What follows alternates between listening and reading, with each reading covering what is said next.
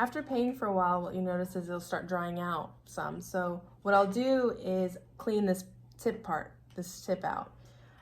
So to do that, you start off by pulling this needle back so that you're not bending the needle.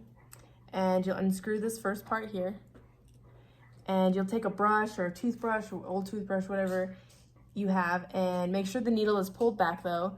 And you'll take solution or even just water and you'll scrub this off. And because there's a little hole in there and you'll notice that sometimes it's blocked and you want to unblock that. And screw that part back on. And then you'll take the second part and you'll unscrew that second part here. And that's where the needle is. And you'll see the needle coming out of this. And you'll take solution or water, and water just usually works for me too. And you'll just kind of clean that tip part.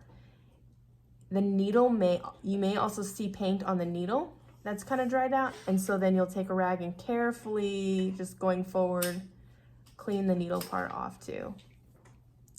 And then when you're done with that, you can, I noticed that there's a little gasket on here, so you want to be careful when you're cleaning for that not to come out.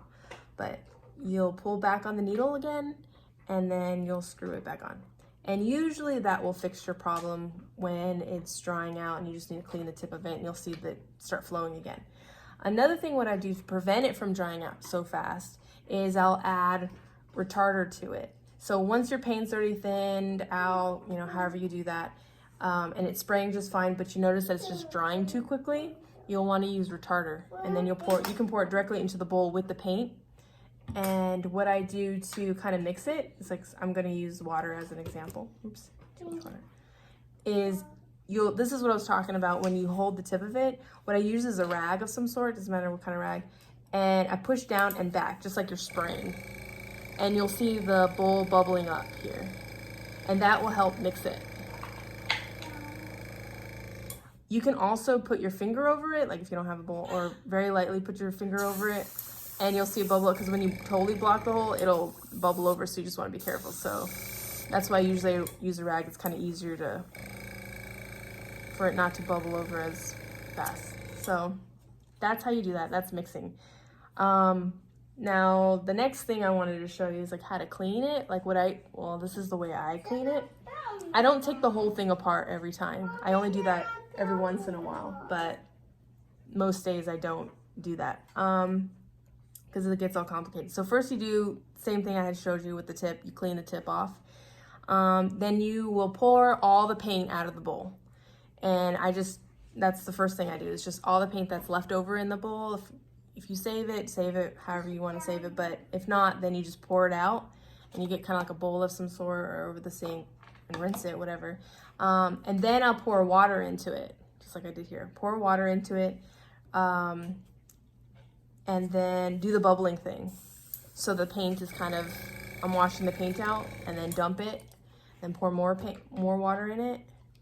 And keep doing that until it's bubble it, and then dump it, and keep doing that until it runs clear, pretty much, like when you're not seeing anything bubble. Because what you're doing is when you're pulling the needle back and you're acting like you're spraying, like the bubble, and even do that a couple times, you're getting kind of more solution back here. And then once that runs kind of pretty clear, you can also, I have these brushes, you can get a tiny toothbrush, you could use that too, and I kind of scrub in here a little bit. The best thing you can do is clean it before it dries out, because if it dries out, you're gonna have to take the whole thing apart. And then after it runs clear, then I will put the cleaning solution in there. Again, have it bubble up so that it runs through it, and then, oops, dang it, keep spraying too much. And then have the cleaning solution run through here in that bowl like that. And what that does is it kind of just really cleans out the tip of that. Another thing, the last thing I do for cleaning it, without taking it fully apart, is I'll unscrew that back part, and then I'll unscrew this part. That's a marker. Don't use that one. No. No. And then I'll take off this back part, and this is the needle. Oops, I'm gonna be careful with that.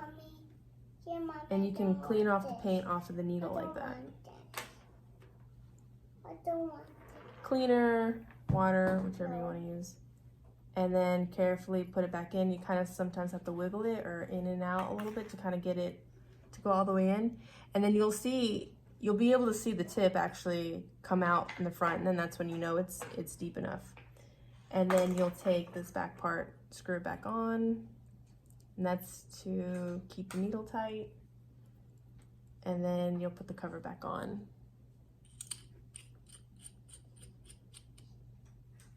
And that's it. That's pretty much all it takes to clean it. It does also come with my bowl, or not bowl, it's my little, I forgot what this thing is called. Mommy. It came with these brushes, and then it also came with these metal things, and so when you're cleaning it out, you can actually, the smallest one will fit through this, so like if you see paint stuck up in this first part, you can actually push that through and it'll help get the paint out. And that's kind of it. I just really recommend that you don't let it dry out again, because I still have a little bit of paint in there left from when I had it dried out that one time. It's just really hard to get in there and scrub, so